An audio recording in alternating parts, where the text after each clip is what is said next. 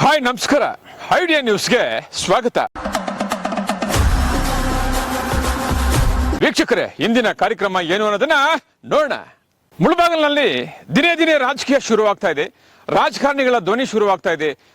ಕಾಂಗ್ರೆಸ್ನಲ್ಲಿ 2 ಬಾರಿ ಜಿಲ್ಲಾ ಪಂಚಾಯತಿ ಸದಸ್ಯರಾಗಿದ್ರು. ಅದಾದ ನಂತರ ಒಮ್ಮೆ ಅಧ್ಯಕ್ಷರಾಗಿದ್ರು. ಕಾಂಗ್ರೆಸ್ ಬಿಟ್ಟು ಮತ್ತೆ ಜೆಡಿಎಸ್ ಬಂದ ಮೇಲೆ ಜೆಡಿಎಸ್ ಅನ್ನ ಭದ್ರಕೋಟೆ ಮಾಡಿದ್ರು. ಜೆಡಿಎಸ್ ನ ಇವತ್ತು ಪ್ರಭಾವಿ ನಾಯಕರಾದಂತಹ ಶ್ರೀಯುತ ಆನಂದ್ ರೆಡ್ಡಿ ಅವರು ಇವತ್ತು ಸುದ್ದಿಗೋಷ್ಠಿ ಕೊಟ್ಟಿದ್ದಾರೆ. ವಿರೋಧ ಪಕ್ಷದ ನಾಯಕರಿಗೆ ನಡುಕು ಶುರುವಾಗ್ತದೆ. ಶ್ರೀಯುತ ಗೀತಾ ಆನಂದ್ ರೆಡ್ಡಿ ಅವರು ಕೊಟ್ಟಿರತಕ್ಕಂಥ ಸುದ್ದಿಗೋಷ್ಠಿ ಏನು? ಮುಂಬರುವ ವಿಧಾನಸಭೆ ಚುನಾವಣೆಯಲ್ಲಿ ಮುಳಬಾಗಿಲು ಕ್ಷೇತ್ರ ಏನಾದರೂ ಮೀಸಲಾತಿ ಬಂದ್ರೆ ಸಮೃದ್ಧಿ ಮಂಜುನಾಥ್ 2 ಬಾರಿ ಶಾಸಕರಾಗ್ತಾರೆ. ಇನ್ ಕೇಸ್ ಏನಾದರೂ ಜನರಲ್ ಬಂದ್ರೆ ನಾನು ಚುನಾವಣೆಗೆ ನಿಲ್ತೇನೆ ಅಂತ ಕೂಡ ಇವತ್ತು ನಮ್ಮ ಜೊತೆ ಹೇಳಿದ್ದಾರೆ. ಜೆಡಿಎಸ್ 2 ಬಾರಿ ಹೇಗೆ ಗೆಲ್ಲುತ್ತೆ? ಸಮೃದ್ಧಿ ಮಂಜುನಾಥ್ ಅವರನ್ನು 2 ಬಾರಿ ಶಾಸಕರಾಗೋದು ಇದು ನಡೆಯುತ್ತಾ? ಇಡೀ ಜನರು ಕೂಡ ಇವತ್ತು ಈ ಸುದ್ದಿ ನೋಡಿದ ತಕ್ಷಣ ಆಶ್ಚರ್ಯ ಪಡ್ತಾರೆ. ಮುಳಬಾಗಿಲು ಇತಿಹಾಸದಲ್ಲಿ 2 ಬಾರಿ ಶಾಸಕರಾಗಿರ್ತಕ್ಕಂಥ ಇತಿಹಾಸ ಇಲ್ಲ. ಯಾವುದೇ ಒಂದು ಪಕ್ಷ ಆಗಿರ್ಬೋದು, ಜೆಡಿಎಸ್ ಆಗಿರ್ಬೋದು, ಕಾಂಗ್ರೆಸ್ ಆಗಿರ್ಬೋದು, ಬಿಜೆಪಿ ಆಗಿರ್ಬೋದು, ಹಿಂದಿಂದನೇ ಗೆದ್ದಿರ್ತಕ್ಕಂಥ ಇತಿಹಾಸ ಇಲ್ಲ. ಆದ್ರೆ ಆನಂದ್ ರೆಡ್ಡಿ ಅವರು ಹೇಗೆ ಗೆಲ್ಲಿಸ್ತಾರೆ? ಇದರಿಂದ ಏನ್ ಪ್ಲಾನ್ ಮಾಡ್ತಾರೆ? ಏನೇನ್ ತಂತ್ರಗಾರಿಕೆ ಮಾಡ್ತಾರೆ? ಯಾರ್ಯಾರ ಜೊತೆಯಲ್ಲಿ ಕೈ ಜೋಡಿಸ್ತಾರೆ? ಯಾರ್ಯಾರನ್ನ ಪಕ್ಷಕ್ಕೆ ಬಲಪಡಿಸ್ತಾರೆ? ಯಾರ್ಯಾರನ್ನ ಸಂಪರ್ಕದಲ್ಲಿ ಇಟ್ಕೊಂಡು ಚುನಾವಣೆ ನಡೆಸ್ತಾರೋ ಅನ್ನೋದರ ತುಂಬಾ ಕುತೂಹಲವಾಗಿದೆ. ఒకడు మంచి కోరి మా వైపు అడిగేస్తే 10 అడుగులు ముందుకేస్తాం. ಆನಂದ್ ರೆಡ್ಡಿ ಅವರು ಸುಮಾರು ಜನರಿಗೆ ಸಹಾಯ ಮಾಡ್ಕೊಂಡು ಬರ್ತಾನೆ ಇದ್ದಾರೆ. ಕೈಲಾದಷ್ಟು ಸಹಾಯ, ಒಂದಲ್ಲ ಎರಡಲ್ಲ. ಇವತ್ತು ಸಹಾಯ ಮಾಡ್ಕೊಂಡು ಇವತ್ತು ರಾಜಕೀಯಕ್ಕೆ ಬಂದಾಗ ಯಾವುದೇ ಚುನಾವಣೆಯಲ್ಲಿ ಯಾವುದೇ ಕೆಲಸ ಕಾರ್ಯದಲ್ಲಿ ಕೂಡ ಇವತ್ತು ಸೋತಿರ್ತಕ್ಕಂಥ ಇತಿಹಾಸ ಇಲ್ವೇ ಇಲ್ಲ. ಪ್ರತಿ ಒಂದರಲ್ಲೂ ಕೂಡ ಅವ್ರು ಗೆಲ್ಕೊಂಡು ಬರ್ತಾ ಇದ್ದಾರೆ ಅಂದ್ರೆ ಇದರಿಂದ ಅವ್ರದ್ದೊಂದು ದೊಡ್ಡ ಶಕ್ತಿ ಕೂಡ ಇದೆ. ಬರೀ ಇವತ್ತು ಸಂಪೂರ್ಣವಾಗಿ ನಮ್ಮ ಜೊತೆ ಏನೇನು ಸುದ್ದಿ ಹೇಳಿದ್ದಾರೆ, ಏನೇನು ವಿಷಯಗಳು ಹೇಳಿದ್ದಾರೆ, ಇದನ್ನೆಲ್ಲ ಕೂಡ ನೋಡಿದ್ರೆ ಆಶ್ಚರ್ಯ ಪಡ್ತದೆ. ಆನಂದ್ ರೆಡ್ಡಿ ಅವರು ಏನ್ ಹೇಳಿದ್ರು ಗೊತ್ತಾ? ಬನ್ನಿ ನೋಡೋಣ. ವೀಕ್ಷಕರೇ, ನಮ್ಮ ಚಾನೆಲ್ ಅನ್ನ ಸಬ್ಸ್ಕ್ರೈಬ್ ಮಾಡಲಿಲ್ಲ ಅಂದ್ರೆ ಈಗಲೇ ನಮ್ಮ ಚಾನೆಲ್ ಅನ್ನ ಸಬ್ಸ್ಕ್ರೈಬ್ ಮಾಡಿ.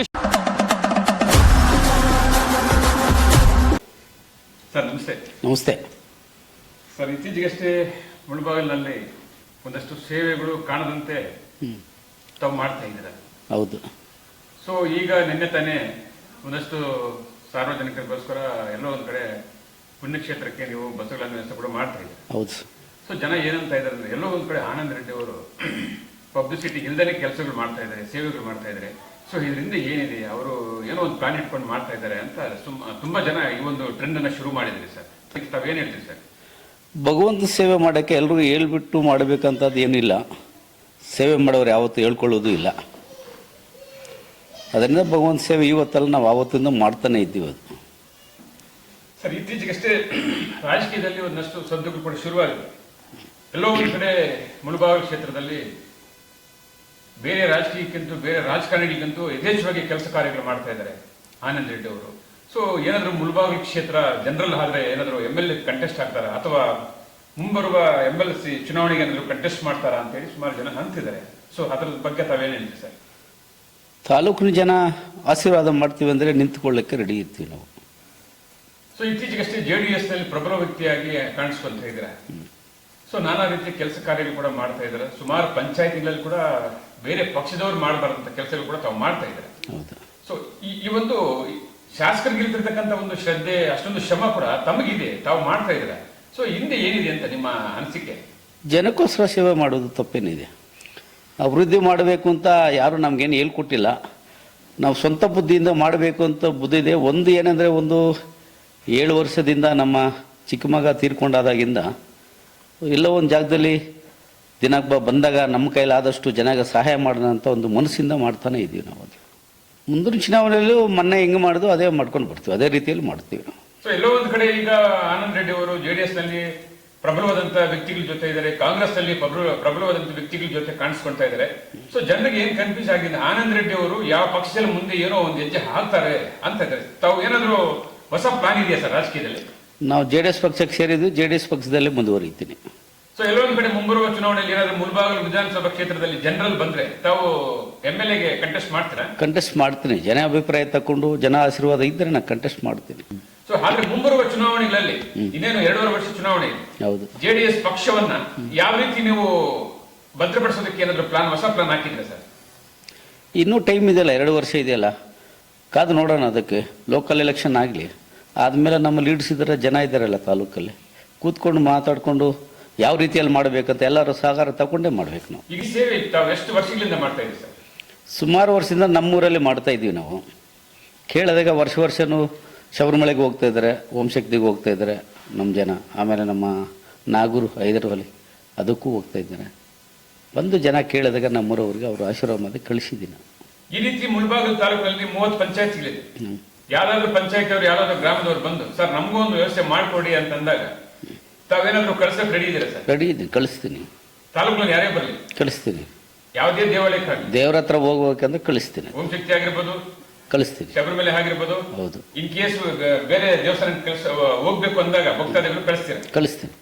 ನಿಮ್ ಕ್ಷೇತ್ರ ಇದು ನಿಮ್ಮ ಪಂಚಾಯತಿನೇ ಅಲ್ಲ, ಎಲ್ಲ ಪಂಚಾಯತ್ ಯಾವ ಪಂಚಾಯತ್ರಾಗಲಿ ನಮ್ಮ ತಾಲೂಕಿನ ಜನ ಎಲ್ಲ ಕಳಿಸ್ತೀನಿ. ಯಾರೇ ಬರಲಿ ಕಳಿಸ್ತೀನಿ. ಕಾಂಗ್ರೆಸ್ ಬರಲಿ, ಜೆಡಿಎಸ್ ಬರಲಿ, ಬಿಜೆಪಿ ಬರಲಿ.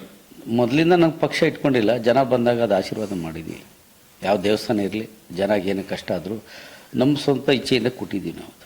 ಗ್ರಾಮ ಪಂಚಾಯತಿ ಆಗಿರ್ಬೋದು, TPS ಆಗಿರ್ಬೋದು, ZP ಆಗಿರ್ಬೋದು, ಯಥೇಚ್ಛವಾಗಿ JDS ನ ಬಲಪಡಿಸಬೇಕು ಅಂತ ಹೇಳಿ ಎಲ್ಲೋ ಒಂದ್ ಕಡೆ ಆನಂದ್ ರೆಡ್ಡಿ ಅವರು ಮಾತಾಡಿದ್ದಾರೆ. ನಿಜನಾ? ಇದುವರೆಗೆ ಏನಿಲ್ಲ. ಎಲೆಕ್ಷನ್ ಬಂದಾಗ ಮಾಡಲೇಬೇಕು ನಾವು. ನಮ್ಮ ತಾಲೂಕಿನ JDS ಅಧ್ಯಕ್ಷರಿದ್ದಾರೆ, ಲೀಡರ್ಸ್ ಇದ್ದಾರೆ, ಅದಕ್ಕೆ ಸಂಬಂಧಪಟ್ಟ ಎಲ್ಲ ಕಾರ್ಯಕರ್ತರು ಇದ್ದಾರೆ. ಕೂತ್ಕೊಂಡು ಮಾತಾಡಿಕೊಂಡು ಲೋಕಲ್ ಎಲೆಕ್ಷನ್ ಬಂದಾಗ ಮಾಡಲೇಬೇಕು ನಾವು ಅದು. ಸೊ ಇನ್ ಕೇಸ್ ಮುಂಬರುವ ಗ್ರಾಮ ಪಂಚಾಯತಿ ಕೆಲವೇ ತಿಂಗಳು ಇದೆ. ಸೊ ಆ ಚುನಾವಣೆ ಬಂದಾಗ ಕಾಂಗ್ರೆಸ್ ಫೈಟ್ ಮಾಡಂತದ್ದು ಚುನಾವಣೆ ನಡೆಸ್ತಾರೆ ಈ ರೀತಿ ಈ ಬಾರಿ ಆನಂದ್ ರೆಡ್ಡಿ ಅವರು ಜನ ಅಂತ ಇದ್ದಾರೆ ಸರ್. ಹೌದಾ? ಇದಾಗ್ಬೋದಾ? ನೋಡೋ, ಇನ್ನು ಎಲೆಕ್ಷನ್ ಬರ್ಲಿ ಹತ್ರ. ಒಟ್ಟಾರೆ ರೆಡಿ ಇದ್ದೀರಾ? ಇದೀವಿ. ಈಗ JDS ನಲ್ಲಿ ಶಿಸ್ತಾಗಿ ಕೆಲಸ ಮಾಡ್ತಾ ಇದ್ದೀರಾ? ಹೌದು, ಮಾಡ್ತಾ ಇದ್ದೀವಿ. ಇದರಲ್ಲಿ ನಿರಂತರವಾಗಿ ಸೇವೆ ಮಾಡ್ತೀರಾ? ಮಾಡ್ತಾ ಇದ್ದೀವಿ. ಎಲ್ಲೋ ಒಂದ್ ಕಡೆ ಒಂದು 2 ವಾರಗಳ ಹಿಂದ್ಗಡೆ JDS ಕೆಲವು ವೇದಿಕೆಯಲ್ಲಿ ಆನಂದ್ ರೆಡ್ಡಿ ಅವರು ಕಾಣಿಸ್ತಾ ಇಲ್ಲ ಅಂತ ಜನ ಅಂತಿದ್ದಾರೆ ಸರ್. ಹೌದಾ? ಆ ರೀತಿ ಆಗಿದೆ? ಅದು ಆ ಥರ ಏನಿಲ್ಲ. ಮೊದಲಿಂದ ಹೋಗ್ತಾ ಇಲ್ಲ. ಕೆಲವೊಂದು ಕೆಲಸಗಳಿದ್ದಾಗ ಹೋಗ್ತಾ ಇಲ್ಲ, ಕೆಲವೊಂದು ಟೈಮಲ್ಲಿ ಹೋಗಿ ಮಾತಾಡ್ತೀವಿ. ಅದಕ್ಕೇನಿದೆ. ಈಗ ಶಾಸಕರು ರಾತ್ರಿನೇ ಹೇಳಿದ್ರು ಬರಬೇಕು ಅಂತ. ಈಗ ಹುಷಾರಿಲ್ಲ, ಹೋಗೋಕ್ಕಾಗಿಲ್ಲ. ನೆಕ್ಸ್ಟ್ ಫಂಕ್ಷನ್ ಬರ್ತೀನಿ ಅಂತಲೇ ಹೇಳಿದ್ದೀನಿ ರಾತ್ರಿ. ಆವಣಿ ವೇದಿಕೆಯಲ್ಲಿ ಆನಂದ್ ರೆಡ್ಡಿ ಅವರು ಕಾಣಲಿಲ್ಲ, ಯಾಕೆ? ನೆನ್ನೆ ಹುಷಾರಿಲ್ಲ ಹೇಳುದು ನಿಮಗೆ. ನೆನ್ನೆ ಸ್ವಲ್ಪ ಚಿಂತಾಮಣಿಗೆ ಹೋಗಿ ರಾತ್ರಿ ಬಂದಿದ್ದೀವಿ. ಅದರಿಂದ ಹೋಗೋಕ್ಕಾಗಿಲ್ಲ ಅಷ್ಟೇ. ಹೋಗ್ಬಾರ್ದು ಅಂತೇನೆ, ಎಲ್ಲ ಒಟ್ಟಿಗೆನೇ ಇದ್ದೀವಿ. ಮುಳಬಾಗಿಲು ವಿರೂಪಾಕ್ಷ ದೇವಾಲಯಕ್ಕೆ ಅಲ್ಲಿ ಪೂಜೆಗೆ ಹೋಗಿದ್ದಾಗ ಅಲ್ಲಿ ಶಾಸಕರ ಜೊತೆ ಆನಂದ್ ರೆಡ್ಡಿ ಇಲ್ಲ. ಬೆಳಗ್ಗೆ ಹೋಗಿದ್ದು, ನಮ್ಮ ಮಿನಿಸ್ಟರ್ ಕರೆದಿದ್ರು. ಬೆಳಗ್ಗೆ ಹೋಗಿ ದರ್ಶನ ಆಗುತ್ತೆ. ಮತ್ತೆ 2ನೇ ಸಲಿಂತ ಅಲ್ಲಿಂದನೇ ದರ್ಶನ ಮಾಡ್ಕೊಂಡು ಮತ್ತೆ ನಾನು ಚಿಂತಾಮಣಿಗೆ ಹೋದೆ. ನಮ್ಮ ಶಾಸಕರಿಗೆ ಹೇಳ್ಬಿಟ್ಟೆ ಹೋಗಿದ್ದೀವಿ. ಎಷ್ಟೊತ್ತು ಬರ್ತೀವಿ ಅಂತ. ಅವ್ರಿಗೆ ಬೇರೆ ಮದುವೆಗಳಿತ್ತು ಶಾಸಕರಿಗೆ. ನಾನು ಮಧ್ಯಾಹ್ನ ಬರ್ತೀನಿ ಅಂತ ಹೇಳಿದ್ರು. ಹಾಗಿದ್ರೆ ನನಗೆ ಹೋಗ್ಬಿಟ್ಟು ನಾನು ಚಿಂತಾಮಣಿಗೆ ಹೋಗ್ಬೇಕು ಅಂತ ಹೇಳ್ಬಿಟ್ಟು ಹೋಗಿದ್ದೆ ಶಾಸಕರಿಗೆ. ಮಾತಾಡ್ಕೊಂಡು ಹೋಗಿದ್ದೆ ನಾವು ಶಾಸಕರು. ಮುಂಬರುವ ಚುನಾವಣೆಯಲ್ಲಿ ಏನಾದರೂ ಜನರಲ್ ಆದಾಗ ತಾವು ಕಾಂಗ್ರೆಸ್ ನಲ್ಲಿ ಕಂಟೆಸ್ಟ್ ಮಾಡ್ತೀರಾ, JDS ಅಲ್ಲಿ ಮಾಡ್ತೀರಾ ಸರ್? ಯಾವ ಪಕ್ಷದಲ್ಲಿ ಇದ್ರೆ ಅದೇ ಪಕ್ಷದಲ್ಲಿ ಮಾಡ್ತೀವಿ. ಇನ್ ಕೇಸ್ ನಿಮ್ಮನ್ನು ಗುರುತಿಸಿದ ಕಾಂಗ್ರೆಸ್ ಏನಾದ್ರು ಟಿಕೆಟ್ ಕೊಟ್ಟರೆ ಜನರಲ್ ಅಲ್ಲಿ ನಿಲ್ತೀರಾ? ಇಲ್ಲ, ಈ JDS ಪಕ್ಷನೇ ನಮ್ದು. ಇಲ್ಲಿ ಇನ್ ಕೇಸ್ ತಾವು ತಮಗೆ ಕೊಡ್ಲಿಲ್ಲ ಅಂದ್ರೆ? ಕೊಡ್ಲಿಲ್ಲ ಅಂದ್ರೆ ಇರ್ತೀವಿ, ಹಂಗೆ ಇರ್ತೀವಿ. ಯಾರು ಕೊಟ್ರೆ ಅವ್ರಿಗೆ ಬಿಪಾರ ಕೊಟ್ಟರೆ ಕೆಲಸ ಮಾಡ್ತೀವಿ. ತಾಲೂಕಿನಲ್ಲಿ ಜಿಲ್ಲಾದ್ಯಂತ ಹಲವಾರು ಪ್ರಮುಖ ರಾಜಕಾರಣಿಗಳ ಜೊತೆ ನಾವು ಅವತ್ತಿಂದ ಬೆಳವಣಿಗೆ ಕಾಣಿಸ್ಕೊಂಡು ಬರ್ತಾ ಇರೋ ಹೊಂದಾಣಿಕೆ ಇದೆ. ಇನ್ ಕೇಸ್ ಕರೆದು ಏನಾದ್ರು ಕಾಂಗ್ರೆಸ್ ಟಿಕೆಟ್ ಕೊಟ್ರೆ ಇಲ್ಲ, ಹೋಗಲ್ಲ? ಇಲ್ಲ, ಹೋಗಲ್ಲ. ಈಗ ಏನು ಕೆಲಸ ಮಾಡ್ತಾ ಇದ್ರೆ ಅದೇ ಪಕ್ಷದಲ್ಲಿ ದುಡಿತೀರಾ? ಅದೇ ಪಕ್ಷದಲ್ಲಿ ನಮ್ಗೆ ಕೊಟ್ಟರು ಮಾಡ್ತೀನಿ, ಇನ್ನೊಬ್ರು ಕೊಟ್ಟರು ಆ ಕೆಲಸ ಮಾಡ್ತೀನಿ. ಯಾವುದೇ ಕಾರಣಕ್ಕೂ ನೀವು ಪಕ್ಷದ ಬಿಟ್ಟು ಹೋಗಲ್ಲ? ಇಲ್ಲ, ಪಕ್ಷ ಬಿಡಲ್ಲ. ಮುಳಬಾಗಿಲು ಚುನಾವಣೆ 2.5 ವರ್ಷ ಇದೆ. ಸೊ ನಿಮ್ಮ ಅನಿಸಿಕೆ ಪ್ರಕಾರ ಮುಂಬರುವ ಚುನಾವಣೆಯಲ್ಲಿ ಇಲ್ಲಿ ಕಾಂಗ್ರೆಸ್ ಗೆಲ್ಲುತ್ತಾ, JDS ಗೆಲ್ಲುತ್ತಾ ಸರ್ ನಿಮ್ಮ ಪ್ರಕಾರ? ನಮ್ಮ ಪಕ್ಷ JDS ಪಕ್ಷನೇ ಗೆಲ್ಲುತ್ತೆ. JDS ಪಕ್ಷ. ಸರ್, ಮುಳಬಾಗಿಲು ಇತಿಹಾಸದಲ್ಲಿ ಒಂದು ಶಾಸಕರು ನಿರಂತರವಾಗಿ 5 ವರ್ಷ ಆದ್ಮೇಲೆ ಪೂರ್ಣಗೊಂಡು ತದನಂತರ 2ನೇ ವರ್ಷ ಕೂಡ ಶಾಸಕರಾಗುವ ಇತಿಹಾಸ ನಮ್ಮ ಮುಳಬಾಗಿಲಲ್ಲಿ ಇಲ್ಲ. ಸೊ ಈ ಬಾರಿ ಎಲ್ಲೋ ಒಂದ್ ಕಡೆ ಸಮೃದ್ಧಿ ಮಂಜುನಾಥ್ ಅವರು ಗೆಲ್ತೀನಿ ಅಂತ ಎಲ್ಲೋ ಒಂದು ವೇದಿಕೆಯಲ್ಲಿ ಎದ್ದಿದ್ದಾರೆ ಸರ್. ಆಗುತ್ತೆ ಸರ್? ಅದಾಗುತ್ತೆ. ಯಾಕೆಂದ್ರೆ ಯಾವತ್ತೂ ಅದಿಲ್ಲ ಇದಿಲ್ಲ ಅಂದಾಗ ಅದನ್ನು ಯಾಕೆ ಆಗಲ್ಲ ಅಂತ ಪ್ರಯತ್ನ ಮಾಡಬೇಕು. ತಾಲೂಕಿನ ಜನ ಪ್ರಯತ್ನ ಮಾಡಿದಾಗ ಅದೇ ಆಗುತ್ತೆ. ಸುಮಾರು ರಾಜಕಾರಣಿಗಳು ಪ್ರಯತ್ನ ಪಟ್ಟಿದ್ರೆ ಅದರ ಸಕ್ಸಸ್ ಆಗಿಲ್ಲ. ಸೊ ಈ ಬಾರಿ ಆಗುತ್ತಾ? ಮುಂದೆ ಆಗುತ್ತೆ ಅಂತ ನಮಗೂ ದೇವ್ರ ಮೇಲೆ ವಿಶ್ವಾಸ ಇಟ್ಟು ಹೇಳ್ತಾ ಇದ್ದೀನಿ. ಮುಂದೆ ಆಗಬಹುದು ಅದು. ಸೊ ಆ ರೀತಿ ಗೆಲ್ಲೋದಕ್ಕೆ ಹೊಸ ಪ್ಲಾನ್ ರೆಡಿ ಮಾಡಿದ್ರೆ ಸರ್? ಅದು ಹತ್ರ ನೋಡೋಣ. ಎಲ್ಲ ನಾವು ಕೂತ್ ಕೇಳಿದ್ವಲ್ಲ ಆವಾಗಲೇ. ನಮ್ಮ ಲೀಡರ್ಸು, ನಮ್ಗೆ ಅಧ್ಯಕ್ಷರು, ಶಾಸಕರು, ವರಿಷ್ಠರು ಎಲ್ಲ ಕೂತ್ಕೊಂಡು ಮಾತಾಡಿದಾಗ ಏನು ತೀರ್ಮಾನ ತಗೊಂಡ್ರೆ ಅದಕ್ಕಾಗೇ ಆಗುತ್ತೆ. ಒಟ್ಟಿಗೆ ಹೋದಾಗ ಆಗುತ್ತೆ ಕೆಲಸ. ನಿಮ್ ಪ್ರಕಾರ ಕಂಟಿನ್ಯೂ ಆಗಿ 2 ಬಾರಿ ಶಾಸಕ ಗೆಲ್ತಾರೆ? ಆಗುತ್ತೆ. ನಮ್ದು ಈ ಬಾರಿ ಆಗುತ್ತೆ ಸರ್. ಯಾಕಂದ್ರೆ ಮುಳಬಾಗಿಲು ಇತಿಹಾಸದಲ್ಲಿ ಅಂದು ಸ್ವತಂತ್ರ ಅಭ್ಯರ್ಥಿಯಾಗಿಂದ ಕೂಡ ಯಾರು ನಿರಂತರವಾಗಿ ಕಂಟಿನ್ಯೂ ಆಗಿ 2 ಬಾರಿ ಅಧಿಕಾರದಲ್ಲಿ ವಹಿಸಿಲ್ಲ, ಸೋತು ಗೆದ್ದಿದ್ದಾರೆ. ಸೊ ಮುಳಬಾಗಿಲು ಇತಿಹಾಸದಲ್ಲಿ ಆ ರೀತಿ ಒಂದು ಟ್ರೆಂಡ್ ಇದೆ. ಅದಕ್ಕೆ ಯಾಕೆಂದ್ರೆ ಈಗ ಒಂದ್ಸಲ ಅದು 2ನೇ ಸಲ ಇಲ್ಲದೆ ಇರುವಾಗ, ಈಗ ಮೊನ್ನೆ ನಮ್ಮ ನಾಗೇಶ್ ಸಾಹೇಬ್ರು ಇದ್ರು, ಮತ್ತೆ ಬೇರೆ ಕಡೆ ಹೋದ್ರು. ಅವರು ನಿಂತ್ಕೊಂಡು ಗೆದ್ದವರು. ನಾವು ಈ ವರ್ಷ ಈ 5 ವರ್ಷ ನಮ್ಗೆ ಸಾಕು, ನಾವು ಬೇರೆ ಕಡೆ ಹೋಗ್ತೀವಿ ಅಂದಾಗ ಆ ಜನಗೂ ಬೇಜಾರಿಗೆ ಸರಿ ಇನ್ನೊಬ್ರಿಗೆ ಅಂತ ಓಟ್ ಹಾಕ್ತಾರೆ. ಈಗ ಏನಾಗುತ್ತೆ ಅಂದರೆ ಮತ್ತೆ ಕಂಟಿನ್ಯೂಸ್ ಮಾಡ್ಕೊಂಡು ಹೋದ್ರೆ ಆವಾಗ ನಮ್ಮ ತಾಲೂಕು ಅಭಿವೃದ್ಧಿ ಆಗೋದು. ಒಂದೊಂದ್ಸಲಿ ಒಬ್ರು ಬಂದಾಗ ಅದು ಗೊತ್ತಾಗಲ್ಲ. ಅದು ಅದು ಮಾಡಲೇಬೇಕು. ಎಲ್ಲರೂ ಪ್ರಯತ್ನ, ನಾನಲ್ಲ, ತಾಲೂಕಿನ ಜನ ಪ್ರಯತ್ನ ಪಟ್ಟರೆ ನಮ್ಮ ತಾಲೂಕು ಅಭಿವೃದ್ಧಿ ಆಗಬೇಕಂತ ಹಾಗೆ ಆಗುತ್ತೆ.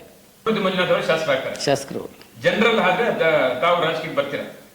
ಜನರಲ್ ಆದರೆ ಅದೇ ಹೇಳಿದ್ವಲ್ಲ, ನಮ್ಮ ತಾಲೂಕಿನ ಜನ, ನಮ್ಮ ಲೀಡರ್ಸು, ನಮ್ಮ ವರಿಷ್ಠರು, ನಮ್ಮ MLA ಆವಾಗ ತೀರ್ಮಾನ ತಗೊಂಡು ಬರ್ತೀವಿ. ಇನ್ ಕೇಸ್ ಜನರಲ್ ಆದಾಗ ಮುಳಬಾಗಿಲಲ್ಲಿ ಪ್ರಮುಖ ನಾಯಕರು ಇದ್ದಾರೆ ಜನರಲ್ ಅಲ್ಲಿ ಇದ್ದಾರೆ. ಇನ್ ಕೇಸ್ ಅವರು ಏನಾದ್ರು ಕಂಟೆಸ್ಟ್ ಮಾಡಿದಾಗ ತಾವು ಏನಾದ್ರು ಕಂಟೆಸ್ಟ್ ಮಾಡ್ತೀರಾ? ಮಾಡಲಿ, ಅವ್ರವ್ರ ಪಕ್ಷದಲ್ಲಿ ಅವ್ರು ಮಾಡ್ತಾರೆ. ನಮ್ಮ ಪಕ್ಷದಲ್ಲಿ ಕೊಟ್ಟರೆ ನಾನು ಮಾಡ್ತೀನಿ, ಇಲ್ಲ ನಮ್ಮ ಪಕ್ಷದಲ್ಲಿ ಇನ್ನೊಬ್ಬರಿಗೂ ಕೊಟ್ಟರು ನಾನು ಮಾಡ್ತೀನಿ. ಅವರು ಮುಳಬಾಗಿಲಿನ ಇಂಚಿಂಚು ಸುದ್ದಿಗಳಿಗಾಗಿ ನಮ್ಮ ಐಡಿಯಾ ನ್ಯೂಸ್ ಅನ್ನ ಸಬ್ಸ್ಕ್ರೈಬ್ ಮಾಡಿ, ಶೇರ್ ಮಾಡಿ, ಲೈಕ್ ಮಾಡಿ. ನಮಸ್ತೆ ಎಲ್ಲ ನನ್ನ ಪ್ರೀತಿಯ ಕನ್ನಡಾಭಿಮಾನಿಗಳಿಗೆ, ಕಲಾಭಿಮಾನಿಗಳಿಗೆ ನಿಮ್ಮ ಪ್ರೀತಿಯ ಶಿವಾರ ಉಮೇಶ್ ಮಾಡೋ ನಮಸ್ಕಾರಗಳು.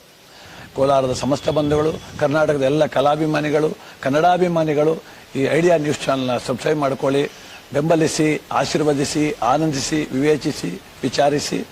ಐಡಿಯಾ ನ್ಯೂಸ್ ಚಾನಲ್ಗೆ ತಾವೆಲ್ಲರೂ ಕೂಡ ಚಂದರ್ರಾಜ್. ಧನ್ಯವಾದಗಳು.